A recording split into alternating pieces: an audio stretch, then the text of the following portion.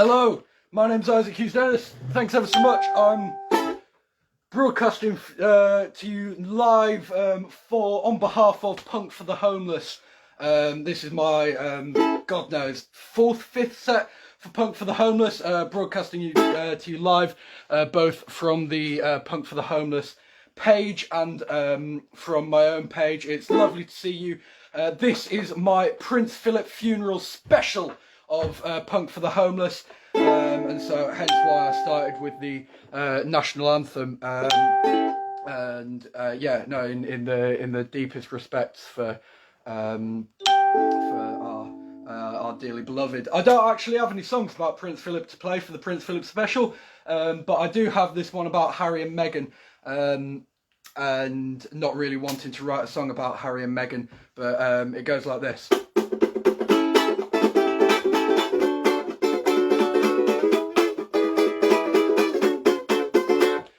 I don't give a fuck about the royals, because they don't give a fuck about me.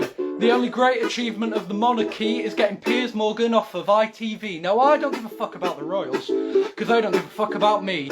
I'm about as impartial on Meghan Markle as I am on potpourri. So if I don't give a fuck about the royals, then why did I write this song? Well, the truth is I wrote it to stay relevant, and it probably won't be for long. No, I don't give a fuck about the royals, but I'll still give you my 2 pence. Just because I don't give a fuck about the royals doesn't mean I sit on the fence. You see, when Meghan married Harry, and thus into the family, did she not think a pure blood nationalist cult might come with its bigotry? And when Harry married Meghan, it seemed very clear to me that he loved each other very much like Paul Daniels loves Debbie McGee.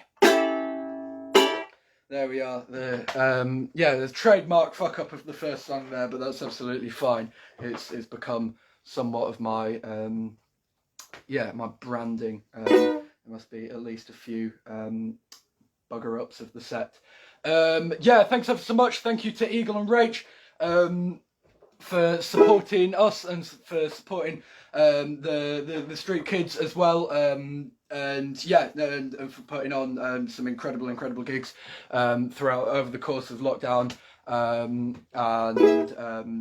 just being all around amazing people.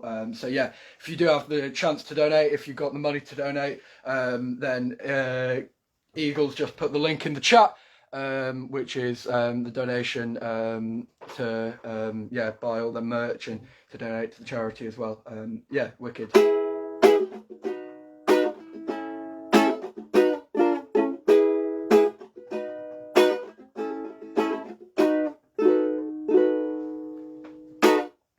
This is a song about Andy, otherwise known as Prince Andrew.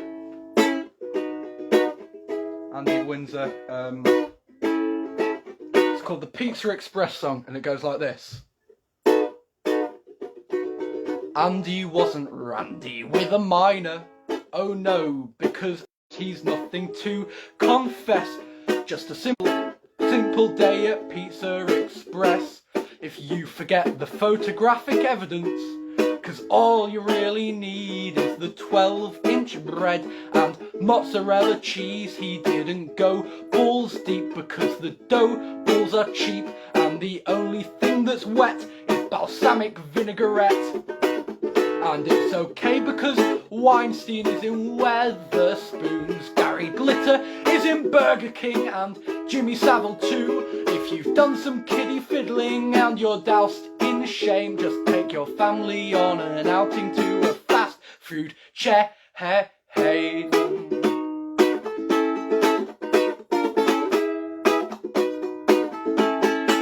What an absurd proposition that a member of the Royals could be a sex offender or a paedophile with their sex crimes and their questionable fashion. The monarchs are effectively the British Kardashians, but the only thing that's more absurd than Andrew being a nonce is that the Royals have been to Pizza fucking Express even once. And Bill Cosby, I think we'll set him free. I heard he took his family out to Mackie D's, and Michael Jackson, the king of pop, MJ, is off the hook because he went to a pret-a-manger.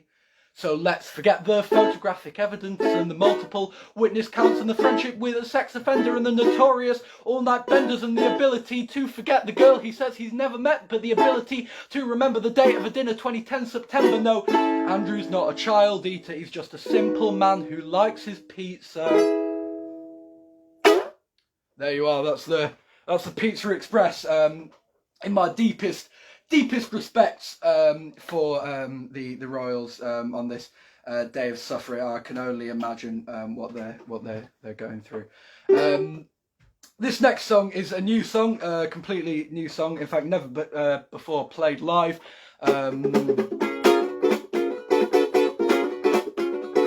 It's about the Police Crime and Sentencing Bill. Woo!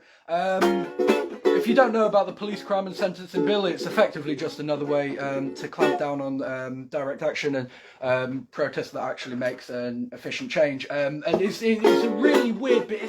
It does, on top of all the sort of it being very much a fascist, authoritarian, totalitarian, sort of really Orwellian hellscape bill. It's a really silly bill as well. It's a stupid bill because usually when they try and clamp down on the radical left, they go from a terrorism point of view. We're clamping down on terrorism, but they're not doing that. They're being very blunt with this bill, and they're saying we want to make it illegal to annoyingly protest. And this is the legal jargon as well. Annoying protest. They want to clamp down on annoying protest. They don't want any more annoying protest, which sort of fundamentally, you know, it misunderstands the very purpose of protest. Anyway, so this is an annoying protest song. As for any of the multiple victims of the Police Crime and Sentencing Bill, and anyone who is indeed an annoying protester, keep it up. Yeah, this one goes like this.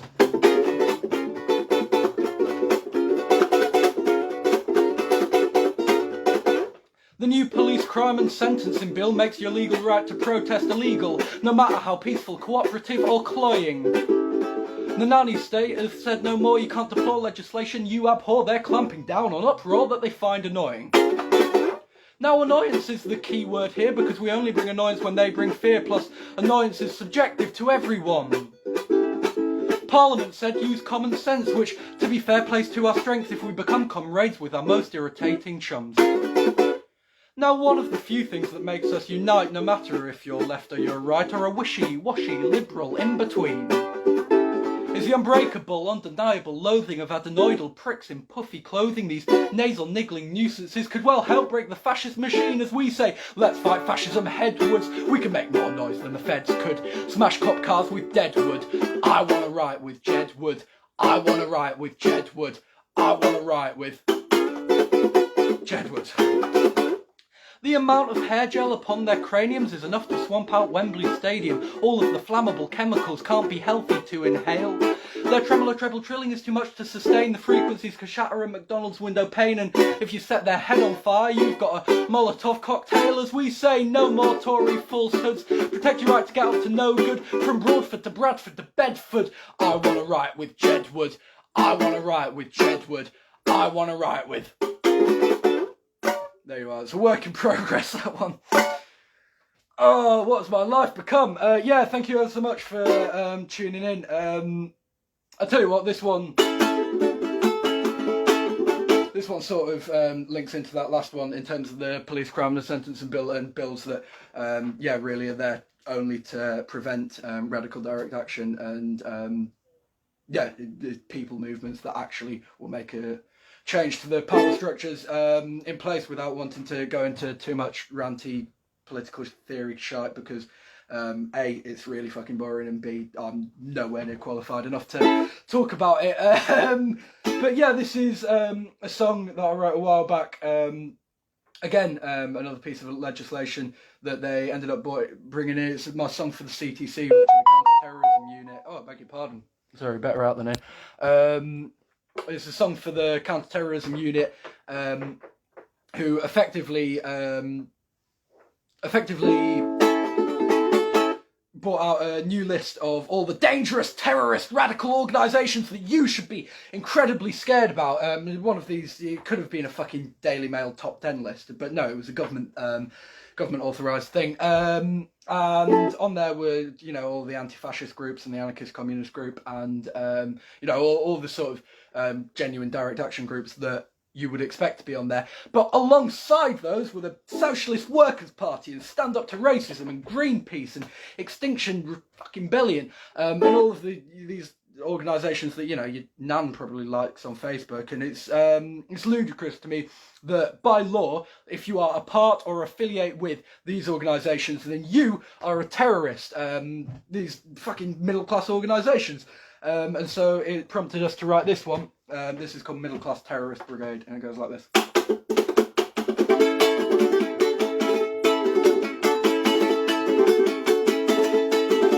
The new clothing line from M&S includes balaclavas and a suicide vest. The bourgeoisie, they better be afraid. What I'm predicting in this ballad is riots mixed with quinoa salad from the Middle Class Terrorist Brigade.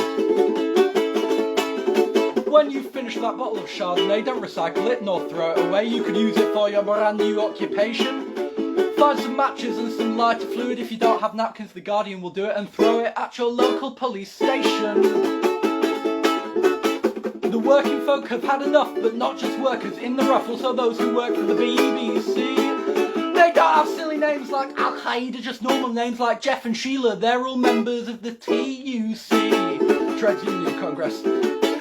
Middle Class Terrorist Brigade. Middle Class Terrorist Brigade. Middle Class Terrorist Brigade. Middle Class.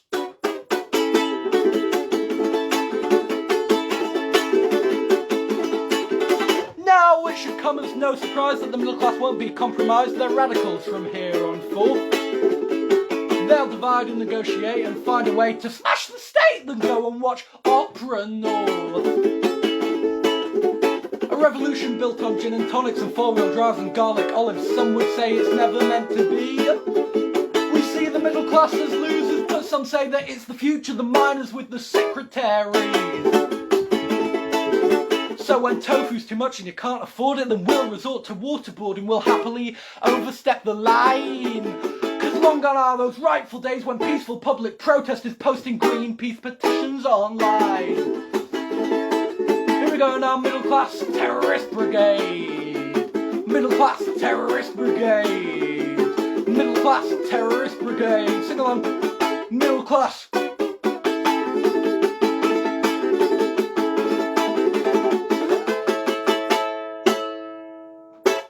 Lovely, thank you very much.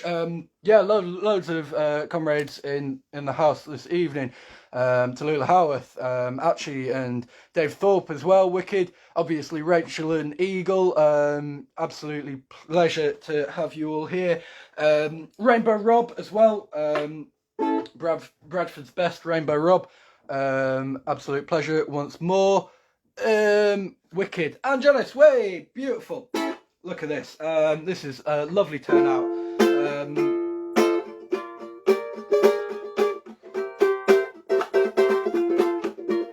I'm very conscious that I've done a lot of sets for Punk for the Homeless, and so I'm trying to play a lot of the songs that are either new since the last time I've done it, or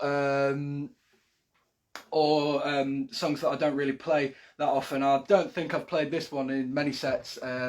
Although I'm planning to play a set this evening for the Interarts Festival, and that's, I think I've got my set, I think 6 PM, alongside fabulous punk poet Kane White. So if you want to see more of us tonight, then that's where to find us, over on Interarts, which is a Hebden Bridge sort of arts collective run by the brilliant Fiona Love. Anyway, this is a song about that a person that I think we all know, who is incredibly bigoted, but won't fucking admit it. You know, he's not racist because he's got black friends, and you know, I just love my country. You know, it's nothing. There's no bigoted feelings attached to it, and there's, you know, all of these excuses that are coming up for for bigotry and not changing your behaviour when you realise that it's actually incredibly corrosive. I'm sure we all know that person. So yeah, this is a song about that person. It's called "He's Not Racist Because He's Got Black Friends." It goes like this.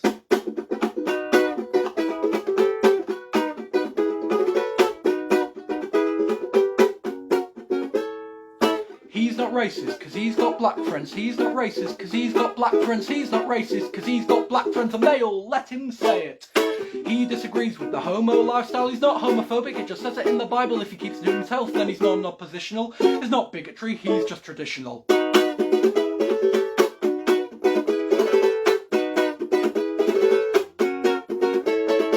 He thinks that we should deport refugees, lock them in cages, send them overseas. It's not that he's bigoted, he just says it bluntly. It's not our problem, find your own country.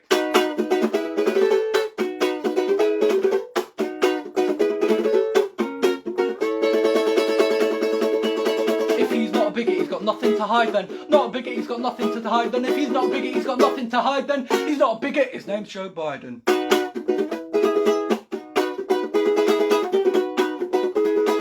He's not a bigot, his name's Joe Biden. All the liberals don't want to hear it either. But Biden has the views of a racist taxi driver. Just because Trump was a white supremacist doesn't make Biden any type of socialist. If Trump was Margaret Thatcher, then Biden's Tony Blair. He's a neoliberal con artist with slightly better hair. The same bombs will be dropped, but this time with rainbow glitter. Cause Kamala Harris is a girl boss and Biden doesn't know how to use Twitter. What is it?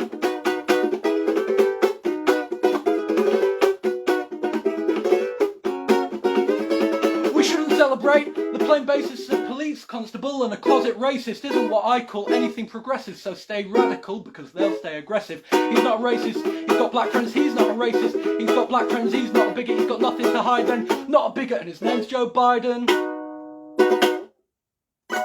Lovely, thank you ever so much. Look, I've got sort of 4 minutes left, and so I'll do these. I think I'll do two. The first one is off my. In fact, you know what? I'll only do the one. Because you've heard it. I'm sure many of you have heard the one that I was going to play before. I'll do this one because it's in honour of gigs getting back to normal, and it's in honour of the start of spring being folk season. All the folkies crawl out of their caves when it comes to spring, and they start playing their accordions and dancing around maypoles and singing Billy Bragg. And so yeah, I used to do, well I still do, but virtually, a lot of folk festivals. I have been around the folk scene for a while, and so I wrote this song for the folk scene and for folk festivals. It's called A Plea for Acceptance, and it goes like this.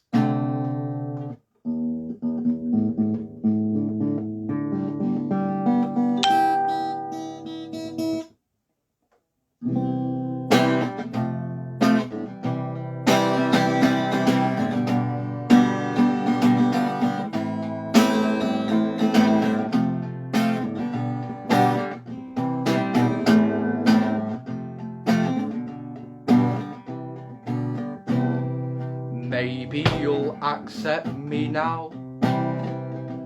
Maybe you'll accept me now. Cause I'm not quite Billy Bragg, and I'm nowhere near highbrow. But maybe you'll accept me now. Maybe this is what you want to see. Now I've got no ukulele. I've got this big wooden guitar, and though I'm not playing in drop D, maybe this is what you want from me. Oh, I'm the elephant man of folk. Could I ever play music that's not a joke? I could Morris dance with a tambourine, or just take up blackface, what's more obscene? 'Cause it's not racist if it's folk. Maybe if I stopped trying to be a yob and got myself a real music job, I could dance with those swords, although I don't know what they're called, and buy myself a nice new pair of clogs. But maybe folk is not the one for me, with its twiddly riddly diddly fucking D. All those harmonicas and leggings, well, they do my sodding head in. Oh, I think I'm better off with that darned ukulele.